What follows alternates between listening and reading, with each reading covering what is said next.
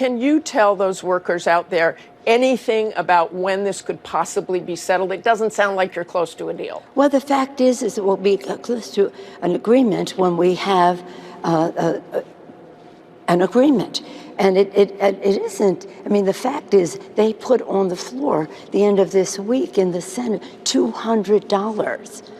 So when you say, well, you end up doing the 600, they have no support for that in their party. Your home state, California, is the first state to surpass 500,000 positive cases, a record high number. What did your fellow Democrat, Governor Gavin Newsom, do wrong, and what should he do in the future? I don't think he did anything wrong. We are the largest state in the union, so numerically it isn't shocking to say we have the most cases.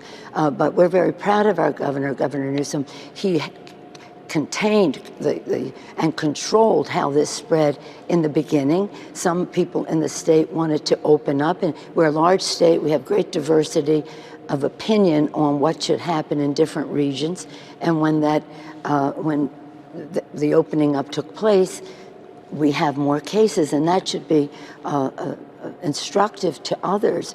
The virus is vicious, and you have to have shelter in place as long as you need it. And when you do, and you reduce the spread, then you can open up the schools when you reduce the rate of infection in a community. Politico reported that in a closed meeting on Friday, you accused Dr. Deborah Birx of the Coronavirus Task Force of spreading disinformation about the pandemic. Is that true? And do you have confidence in her? I think the president is spreading disinformation about the virus, and she is his appointee. So I don't have confidence there, no. Can he do this by executive order? No, they can't do it by executive order. Okay. Do what? Do what by executive order? No. Extend unemployment, cut the payroll tax. I don't know.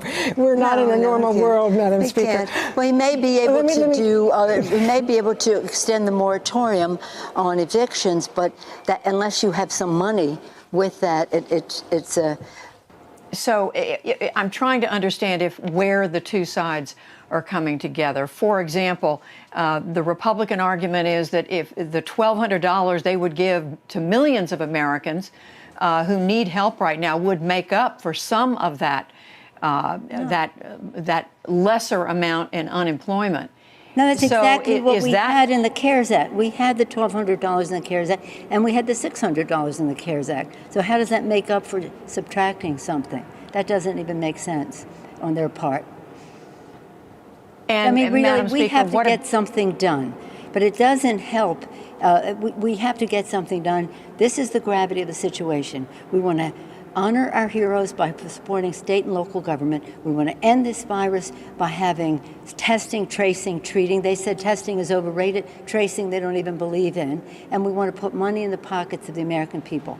We also have some other things we want to do to protect our democracy with voting, to protect the post office and what that means to our country, have strong OSHA law, and to feed our children. When I talked to Leader McConnell last week, he said the money they have in there that goes to schools would provide at least school meals for children, so that would make up a significant portion of the food assistance that Democrats are talking about. Now I tell you this. In our bill, we have $67 billion for food, and then a small percentage of that was called food and utility. Food, utilities, water, like that. And his point was that the money that they have for schools would pay for school meals for many children. And in his words, this may be the most important. We have to do that anyway. We have to do that anyway. So, I mean, we're far apart in terms of our values, quite frankly. We're far apart in understanding the gravity of the situation. Are we determined to find an agreement? Yes.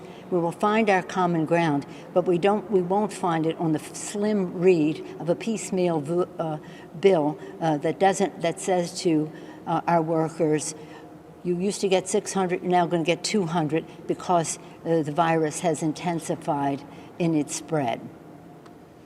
the other point Republicans are making is they are now showing flexibility in money for state and local governments. This is, again, a difference. Democrats want more money. Republicans want a lot less. They are saying they're willing to show flexibility. And they're also saying a lot of the money that was passed in the spring, Madam Speaker, has not even been spent yet.